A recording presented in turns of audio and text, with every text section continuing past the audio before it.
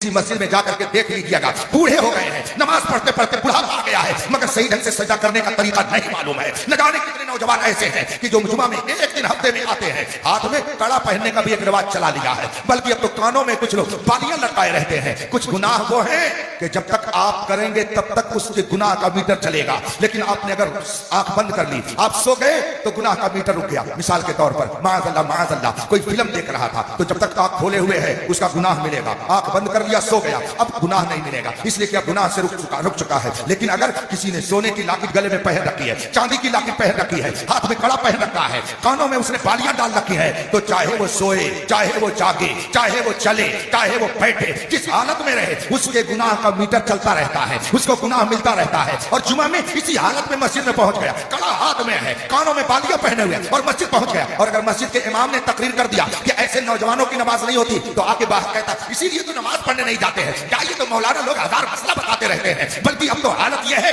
कि अगर मुतवल्ली ने कोई गलत काम किया है और इमाम ने अगर ऐसी तकरीर कर दी जबकि उसको निशाना नहीं बनाया था, लेकिन इत्तेफाक से वो भी उसकी लपेट में आ गया, तो मुतवल्ली कहेगा इमाम साहब आप रहेंगे नहीं, चलिए बोरिया बिस्तर यहाँ से उठाइए, जाइए यहाँ से, मैं कर्नाटक गया। मेरी आदत है कि जब मैं निकलता इत्तेफाक है कि कोई इमाम 6 महीने से ज्यादा उसमें टिक नहीं पाता है, रुक नहीं पाता है। हमने कहा क्यों? कहा इसलिए कि अगर इमाम ने कभी सूद के खिलाफ तकरीर कर दी तो दूसरे ही रोज मुतवल्ली उसका बोरिया बिस्तर लाद देता है। हमने कहा ऐसा क्यों? कहा मुतवल्ली चूंकि सूदखोर है इसलिए वो अपने खिलाफ तकरीर सुनना गवारा नहीं करता और मस्जिद से उसको फौरन निकाल देता है। मैं सोचने लगा इस वाक़े के बाद कि अगर आप एक मस्जिद में इख्तियार पा गए, एक मस्जिद पे आपका इख्तियार हो गया, तो आप अपने खिलाफ नहीं देखना सुनना चाहते हैं, और अगर आपके नजरिए के खिलाफ कोई बोलता है तो आप मस्जिद से भगा देते हैं। तो अगर मुल्क पर कोई कब्जा किए हुए है और आपके नजरिए के खिलाफ है, तो आपको अगर नहीं देखना चाहता तो आप चीखते चिल्लाते क्यों है? ये नजरिया तो आपने अपने घर में पैदा किया है, पहले अपने आप को संभालो, फिर दूसरों पे नुक्ताचीनी करो। जगह जगह के तुझे थक चुके हैं हंगामे, निशाते लज्जते ख्वाबे के आप बदल जाओ। हम देखते हैं